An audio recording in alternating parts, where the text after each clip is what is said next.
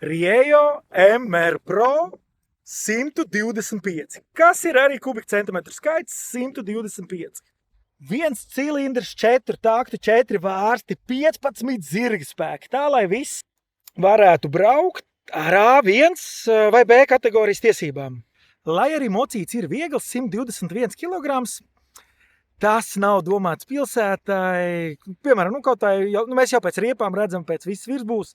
Saucās gan enduro, man vairāk liktos, ka cross trasē gribētos redzēt, bet tas ir tāds pirmais solis pirms somu ražotāja Riehu vai Rieju.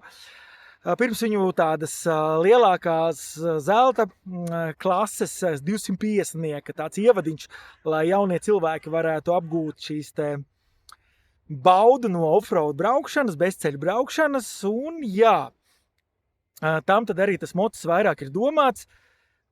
90 km/h gan godīgi jāatzīst sasniedzu lēnām, no 80 līdz 90 ļoti lēnām, bet tam tas nav domāts. Tā kā katram mocim ir savs mērķīts. Cena 5600 eiro, bet papildus vēl pa 800 eiro var piepirkt klāt offroad paku. Tad ir cits izpūtējs, un tad kā tas skan?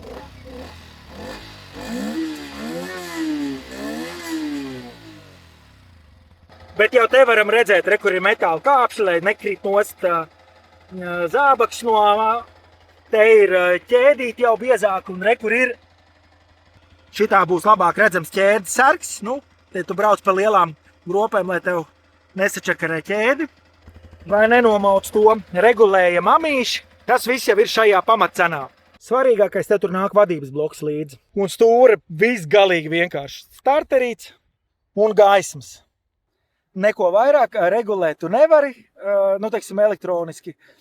Un īsti arī nav vajadzīgs. Tā kā šis jau ir tīri tādam lielākam bezceļam un nepakoplietošanas ceļiem. Piesako i-auto mums ir diezgan daudz šī te jau no 1934. gada dibinātā Rieju spāņu ražotāji sāka tur ar velosipēdiem, kā jau parasti, kā daudzi autoražotāji īstenībā.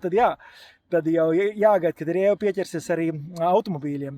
Bet pagaidām uz mocīšiem. Un jau 3. apskats no i-auto.